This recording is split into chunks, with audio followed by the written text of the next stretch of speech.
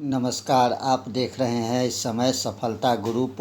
और आज हम अकाउंट के कुछ महत्वपूर्ण ऑब्जेक्टिव प्रश्न का बात कर रहे हैं जो आपके परीक्षा के दृष्टिकोण से काफ़ी ही महत्वपूर्ण है। तो चलिए बगैर देर किए हुए शुरू करते हैं हम आज का वीडियो जो हमने इंटरमीडिएट अकाउंट से लिया है और पाठ का नाम है कंपनी का सामान्य परिचय। तो यहाँ पर देख लीजिए, पहला नंबर प्रश्न है, कंपनी की आवश्यक विशेषता होती है? ऐच्छिक संस्था, कृत्रिम व्यक्ति, सीमित दायित्व या उपयुक्त सभी? तो आपको सही आंसर ऑप्शन नंबर डी जो है बिल्कुल सही हो जाएगा, उपयुक्त सभी। चलिए अगला प्रश्न जानते हैं। हमारा दूसरा नंबर प्रश्न है, प्रत्येक कंपनी की एक डैश होती है जो कंपनी के डैश काम करता है। नाम, पहचान, प्रतिनिधित्व, विकास, सर्वमुद्रा, हस्ताक्षर, इनमें से कोई नहीं। तो सही आंसर आपको ऑप्शन नंबर सी जो है बिल्कुल सही हो जाएगा, सर्वमुद्रा और हस्ताक्षर। नंबर 3 प्रश्न जानते हैं। नंबर 3 प्रश्न भी आपको काफ़ी महत्वपूर्ण है। कंपनी कौन सी व्यक्ति होती है? विशेष व्यक्ति, वैधानिक व्यक्ति, कृत्रिम वैधानिक व्यक्ति और कृत्रिम व्यक्ति।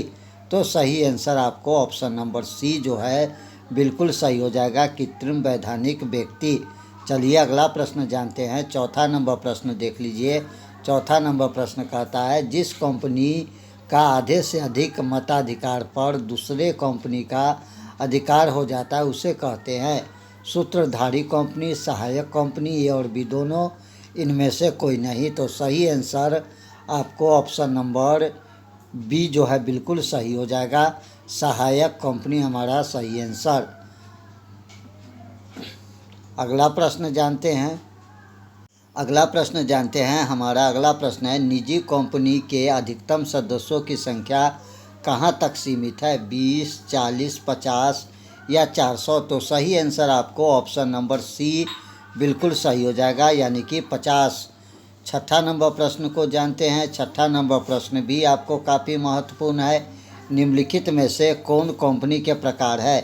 सार्वजनिक कंपनी, निजी कंपनी, एक व्यक्ति कंपनी, इनमें से सभी? तो 6 का आपको सही आंसर ऑप्शन नंबर डी जो है बिल्कुल सही हो जाएगा, इनमें से सभी। चलिए 7वां नंबर प्रश्न को जानते हैं। 7वां नंबर प्रश्न भी आपको काफ़ी महत्वपूर्ण है। निजी कंपनी के नाम के अंत में किस शब्द का प्रयोग करना अनिवार्य होता है? लिमिटेड, व्यक्ति विशेष, व्यक्ति लिमिटेड या प्राइवेट लिमिटेड? तो ऑप्शन नंबर डी हमारा बिल्कुल यहाँ पर सही हो जाएगा, प्राइवेट लिमिटेड। 8वां नंबर प्रश्न को जानते हैं। 8वां नंबर प्रश्न भी आपको काफ़ी महत्वपूर्ण है। सार्वजनिक कंपनी के नाम के अंत में किस शब्द का प्रयोग किया जाता है? तो ऑप्शन नंबर आपको सी जो है बिल्कुल सही हो जाएगा, एलटीडी। चलिए अगला प्रश्न जानते हैं। हमारा 9वां नंबर प्रश्न भी आपको काफ़ी महत्वपूर्ण है। जनता को अंश एवं ऋण पत्र खरीदने के लिए आमंत्रण करती है सार्वजनिक कंपनी, निजी कंपनी, एक व्यक्ति कंपनी, इनमें से सभी? तो सही आंसर आपको ऑप्शन नंबर ए जो है बिल्कुल सही हो जाएगा, सार्वजनिक कंपनी। 10 नंबर प्रश्न को जानते हैं। 10 नंबर प्रश्न भी आपको काफ़ी महत्वपूर्ण है। कंपनी किसके द्वारा निर्मित होता है? प्रवर्तकों द्वारा, पूर्वाधिकार अंशधारी द्वारा, विधान द्वारा, ऋण पत्रधारियों द्वारा? तो सही आंसर आपको 10 का ऑप्शन नंबर सी जो है विधान द्वारा बिल्कुल सही हो जाएगा। 11 नंबर प्रश्न को जानते हैं। 11 नंबर प्रश्न भी आपको काफ़ी महत्वपूर्ण प्रश्न है। कंपनी का निर्माण साधारणतः किस उद्देश्य के लिए किया जाता है? जनता की सेवा करने के लिए, लाभ कमाने के लिए, सरकार को लाभ पहुंचाने के लिए, इनमें से कोई नहीं। तो सही आंसर आपको ऑप्शन नंबर बी जो है बिल्कुल सही हो जाएगा, लाभ कमाने के लिए। 12 नंबर प्रश्न को जानते हैं। 12 नंबर प्रश्न कहता है, इनमें कौन सी कंपनी की विशेषता नहीं है? कृत्रिम व्यक्ति, पृथक अवैधानिक अस्तित्व, असीमित दायित्व और विधान द्वारा निर्मित? तो सही आंसर 12 का ऑप्शन नंबर सी जो है बिल्कुल सही हो जाएगा, असीमित दायित्व। 13 नंबर प्रश्न को जानते हैं। 13 नंबर प्रश्न कहता है, कंपनी के प्रमुख प्रलेख कितने हैं? 2, 3, 4, 5? तो सही आंसर आपको ऑप्शन नंबर बी जो है बिल्कुल सही हो जाएगा, 3। पार्स सीमानियम, पार्स अंतर्नियम और प्रवीण। तो सही आंसर आपको ऑप्शन बी जो है बिल्कुल सही हो जाएगा यहाँ पर। ये अगला चैप्टर के कुछ महत्वपूर्ण प्रश्न जानते हैं। अंश पूंजी के लिए लेखांकन अंश एवं अंश पूंजी, इस चैप्टर से कुछ महत्वपूर्ण ऑब्जेक्टिव देख लीजिए। हमारा पहला नंबर प्रश्न कहता है, पहला नंबर प्रश्न, याचित पूंजी को किस नाम से जाना जाता? प्रार्थित पूंजी, मांगी गई पूंजी, दिया गया पूंजी, इनमें से सभी। तो सही आंसर आपको ऑप्शन नंबर बी जो है बिल्कुल यहाँ पर सही हो जाएगा, मांगी गई पूंजी। नंबर 2 प्रश्न जानते हैं। नंबर 2 प्रश्न भी आपको काफ़ी ही महत्वपूर्ण है। पदत्त पूंजी का अन्य नाम क्या है? याचित पूंजी, अभिबत पूंजी, चुकता पूंजी, इनमें से सभी। तो आपको सही आंसर ऑप्शन नंबर सी जो है बिल्कुल सही हो जाएगा, चुकता पूंजी। नंबर 3 प्रश्न जानते हैं। नंबर 3 प्रश्न कहता है, अंश कितने तरह के होते हैं? 4, 3, 2 या 5। तो सही आंसर आपको ऑप्शन नंबर सी जो है बिल्कुल सही हो जाएगा, समतांश पूर्वाधिकार अंश, यानी ऑप्शन नंबर सी, 2 अंश 2 प्रकार के होते हैं। चलिए अगला प्रश्न जानते हैं। हमारा चौथा नंबर प्रश्न भी आपको काफ़ी महत्वपूर्ण प्रश्न है। सामान्यतः अंशों को जारी किया जाता है सम मूल्य पर, प्रीमियम पर, बट्टे पर, इनमें से सभी पर। तो सही आंसर 4 का ऑप्शन नंबर डी बिल्कुल सही हो जाएगा, इनमें से सभी। 5वां नंबर प्रश्न को जानते हैं। 5वां नंबर प्रश्न भी आपको काफ़ी महत्वपूर्ण है। निम्नलिखित में कौन अभिधान के अंतर्गत शामिल है? न्यूनतम अभिधान, पूर्ण अभिधान, अल्प अभिधान, इनमें से सभी। तो सही आंसर आपको ऑप्शन नंबर डी जो है बिल्कुल सही हो जाएगा, इनमें से सभी। 6ठा नंबर प्रश्न को जानते हैं। 6ठा नंबर प्रश्न कहता है, समता अंशधारी कंपनी के होते हैं लेनदार, स्वामी, ग्राहक, इनमें से कोई नहीं। तो सही आंसर आपको ऑप्शन नंबर बी जो है बिल्कुल सही हो जाएगा, स्वामी। 7वां नंबर प्रश्न को जानते हैं। 7वां नंबर प्रश्न कहता है कि दायित्व की कुल राशि में शामिल होती है अधिकृत पूंजी, निर्गमित पूंजी, चुकता पूंजी या प्रार्थित पूंजी। तो 7 का आपको सही आंसर ऑप्शन नंबर सी, चुकता पूंजी बिल्कुल सही हो जाएगा। 8 नंबर प्रश्न जानते हैं। 8 नंबर प्रश्न कहता है, एक कंपनी निर्मित कर सकती है समतांश, पूर्वाधिकारंश, समतांश तथा पूर्वाधिकारंश दोनों, इनमें से कोई नहीं। तो 8 का सही आंसर ऑप्शन नंबर सी, समतांश तथा पूर्वाधिकारंश दोनों बिल्कुल सही है। चलिए 9वां नंबर प्रश्न जानते हैं। लाभांश सामान्यतः दिया जाता है अधिकृत पूंजी पर, निर्मित पूंजी पर, मांगी गई पूंजी पर और चुकता पूंजी पर।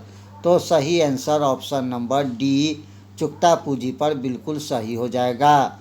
10 नंबर प्रश्न जानते हैं। अंशधारियों को प्राप्त होता है। तो सही आंसर अंशधारी को प्राप्त होता है ब्याज, लाभांश, कमीशन, लाभ। तो सही आंसर आपको 10 का ऑप्शन नंबर बी जो है बिल्कुल सही हो जाएगा, लाभांश। 11 नंबर प्रश्न जानते हैं। 11 नंबर प्रश्न जो है कहता है, ESOP का पूरा नाम क्या है? तो ESPO का पूरा नाम आपको जो ऑप्शन नंबर ए जो डी जो है बिल्कुल सही हो जाएगा।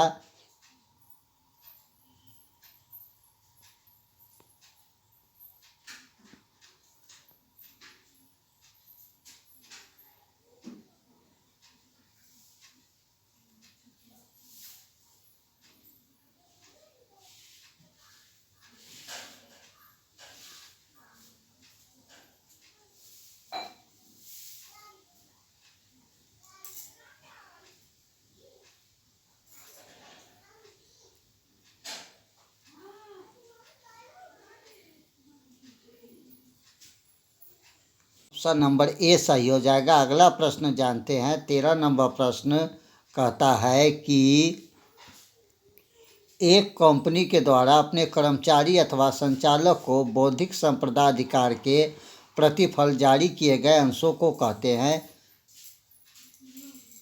सही आंसर आपको यहाँ पर ऑप्शन नंबर सी जो है बिल्कुल सही हो जाएगा। सवेट समता अंश। चलिए, हमारा एक प्रश्न छूट गया था। ईएसओपी का पूरा नाम क्या है? तो ईएसपी का पूरा नाम जो है कर्मचारी स्टॉक विकल्प योजना, बिल्कुल हमारा सही हो जाएगा। अगला प्रश्न जानते हैं। हमारा 14 नंबर प्रश्न भी आपको काफ़ी महत्वपूर्ण प्रश्न है।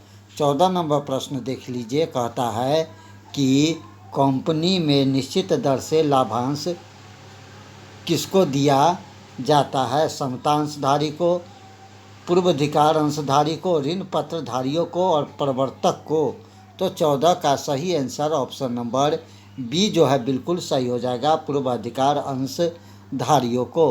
15 नंबर प्रश्न को जानते हैं। 15 नंबर प्रश्न कहता है कंपनी द्वारा अंशों का निर्गमन किया जा सकता है। अंशों के निजी विक्रय हेतु, अंशों के सार्वजनिक निर्गमन द्वारा, नकद के अलावा किसी अन्य प्रतिफल के बदले, डी सभी। तो सही आंसर आपको ऑप्शन नंबर डी जो है बिल्कुल सही हो जाएगा, सभी। 16 नंबर प्रश्न को जानते हैं। 16 नंबर प्रश्न कहता है पूंजी का वह भाग जो केवल कंपनी के समापन पर ही मांगा जा सकता है क्या कहलाता है? अधिकृत पूंजी, निर्गमित पूंजी, ना मांगी हुई पूंजी, संचित पूंजी। तो सही आंसर आपको ऑप्शन नंबर डी जो है बिल्कुल सही हो जाएगा, संचित पूंजी। चलिए, अगला नंबर प्रश्न जानते हैं। हमारा 17 नंबर प्रश्न जो है काफ़ी महत्वपूर्ण प्रश्न है। अंशों को निर्गमन पर छूट खाता को दिखाया जाता, लाभ हानि खाते के डेबिट पक्ष में, क्रेडिट पक्ष में, तुलन पत्र के संपत्ति पक्ष में, तुलन पत्र के दायित्व पक्ष में। तो 17 का सही आंसर ऑप्शन नंबर ए जो है बिल्कुल सही हो जाएगा, लाभ हानि खाते के डेबिट पक्ष में। चलिए, अगला प्रश्न जानते हैं। हमारा 18 नंबर प्रश्न कहता है अंशों के निर्गमन पर प्रीमियम का उपयोग किया जा सकता है। बोनस अंशों के निर्गमन के लिए, लाभ के वितरण के लिए, सामान्य संचय में हस्तांतरण के लिए, डी सभी। तो आपको सही आंसर ऑप्शन नंबर ए जो है बिल्कुल सही हो जाएगा, बोनस अंशों के निर्गमन के लिए। 19 नंबर प्रश्न को जानते हैं। 19 नंबर प्रश्न कहता है अंशधारी के लिए लाभांश देय है कर मुक्त राशि, ब्याज, कर जमा राशि और इनमें से कोई नहीं। तो सही आंसर आपको ऑप्शन नंबर ए जो है बिल्कुल सही हो जाएगा, कर मुक्त राशि। 20 नंबर प्रश्न को जानते हैं। 20 नंबर प्रश्न भी आपको काफ़ी महत्वपूर्ण प्रश्न है। 20 नंबर प्रश्न कहता है कि